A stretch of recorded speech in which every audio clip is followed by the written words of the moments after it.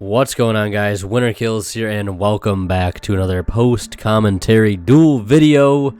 If you see those packs there, those packs of Shining Victory, and you already don't know, you already didn't see it for some reason, the $10 Crystal Wing Challenge has been posted.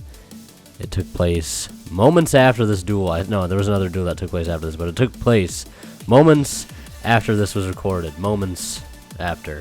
So yeah, pretty hype stuff. If you want to go watch that video, I recommend you go check it out. The $10 Crystal Wing Challenge. Can you get the Crystal Wing by spending just $10 on 3 packs? But anyways, I'll shut up about all that other crap. Allure of Darkness goes off pretty well. Gets me to the contract. Gets me hit with a Ghost Ogre real quick. Ghost Ogre was kind of the bane of my existence on this matchup. Playing up against a good friend of mine. Hasn't played in a while, kind of getting somewhat back into the game. Looking for a deck to borrow from my friend, playing some ABC. So this is literally the alphabet matchup, if I've ever seen one. ABCDDD. ABCD, all in one matchup. It's going to be crazy. I'm prepping myself. I'm playing a lot more DDD. Getting ready for the 20th. January 20th is going to be the day. I'm ready. I hope you're ready too. Again, did not open up very well at all to start off this match, but the clutch MST comes in real good there to hit that Union Hanger. Kind of wish I would have saved it for the Brilliant Fusion. Didn't know that was coming. But yes, obviously he's playing the Brilliant Fusion build. He's not playing Galaxy Soldier. Playing more of a rank 4 build. I don't know if Galaxy Soldier is even commonplace anymore. Playing Trick Clown in his build.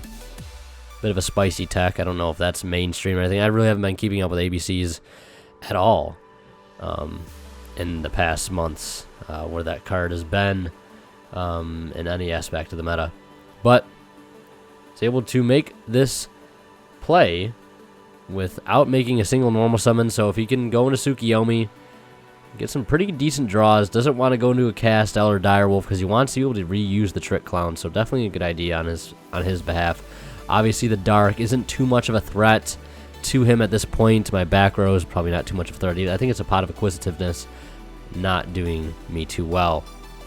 He just needs to banish himself. I kind of was hoping he could go into ABC turn 1 and I could return all of his banished stuff so his Buster Dragon could not tag out. And would you believe it? Draws into a gold gadget and the freaking Buster Drake. That's a top deck if I've ever seen one. To be able to go into another rank 4, and I believe he ends up going into Castel to remove the there's those 3 packs again. He goes into Castel to be able to remove the DR, because I will end up taking some burn damage during my turn. Take the 1,000, draw into a contract. I get a search. I'm optimistic, but the one search really isn't going to do me anything. I was kind of hoping maybe one more card would be banished for the Pot of Acquisitiveness. Not going to happen. We're going to go into game 2. Also, on a side note, I just ended up buying, a couple days ago, I bought a mic filter, like a little cover filter that goes over the top of this Blue Yeti microphone that I have. Hopefully it sounds a little better. Hoping it sounds decent. I haven't heard what the audio sounds like. This is the first post-com I'm recording with this feature, so hopefully it sounds nice. It was like $15 for the filter, so it's not like a huge investment. Here, contract gets Ghost Ogred, and I search off Kepler, search off another contract. I actually add Swirl Slime because I do that sometimes. Where I'll like search the monster that I would have searched off the contract that I was supposed to search. I always get a step ahead of myself, so luckily I was able to remember that I couldn't add Swirl Slime, instead add a contract. So I had another copy of Dark Contract at the gate. Can't activate its effect again this turn. Of course, the hard once per turn. So I have to just add it to my hand, hope I don't get killed.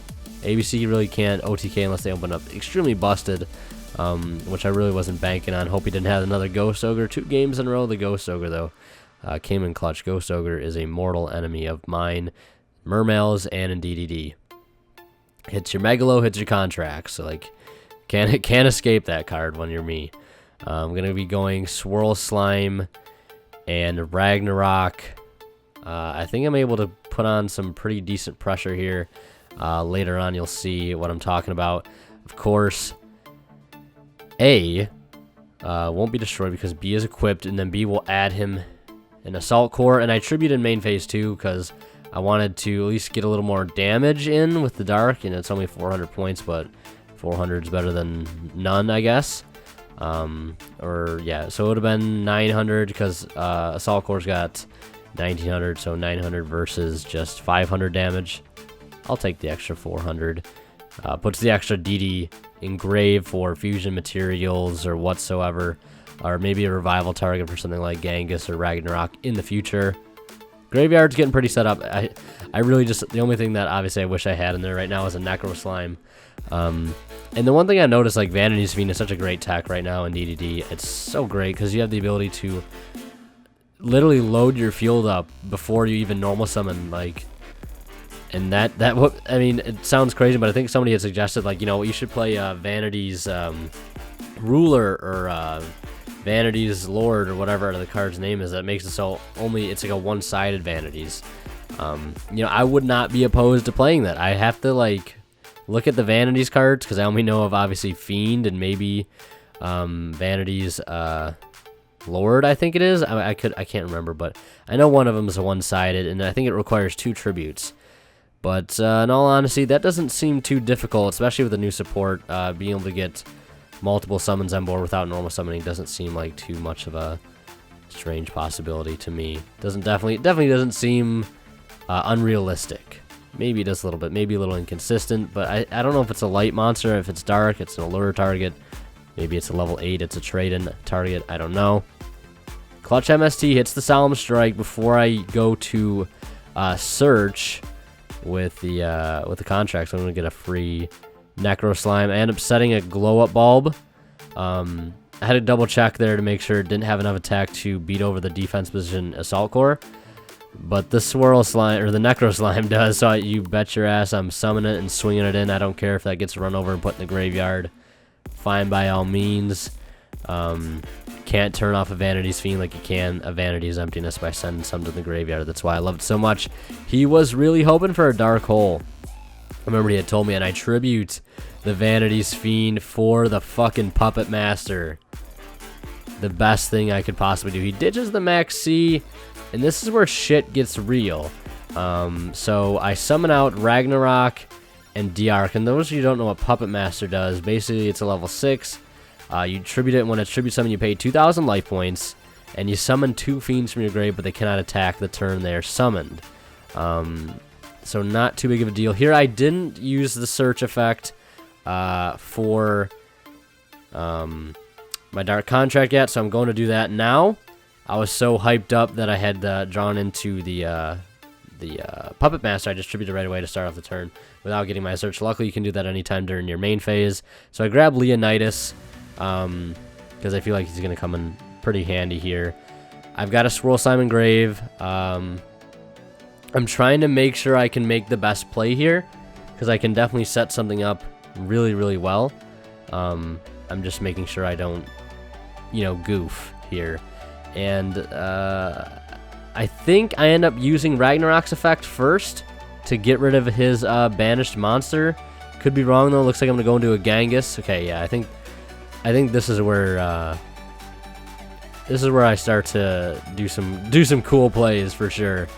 So yeah, I'm just reading, make sure Ragnarok can hit sets, and it can. Banish the one of his pieces, and remove Swirl Slime for Leonidas, and then that will trigger Genghis. Genghis summons Diark. Diark's back on board like it never left. And I overlay into Hope Harbinger, and I use Necro Slime from Grave Diffusion for another Genghis. Genghis overlays for Beatrice. Beatrice sends to grave. At this point, it doesn't really matter. You know, I have game on board. I could have gone into a Big Eye, but Big Eye's not good right now, obviously. Like, I could have made a rank 7. I won't be playing one rank 7 currently in DDD, and that is Big Eye. I was thinking about adding more, but I don't know. I think the one Big Eye is good for now. I was going to add a Red Ice Flare. It'd be the only other 7 that I think I would add. No other level 8 Synchros to go into either. Of course, once Hexblood comes out, it's going to be a target, I would just summon the Jet Synchron to the grave there, then and there to make a Hexblood to finish things off. But not necessary as I OTK with that busted turn that Puppet Master made possible. The card's amazing. I only play one Puppet Master because it can brick one super rare Puppet Master, and that's all I think I'm going to stick with.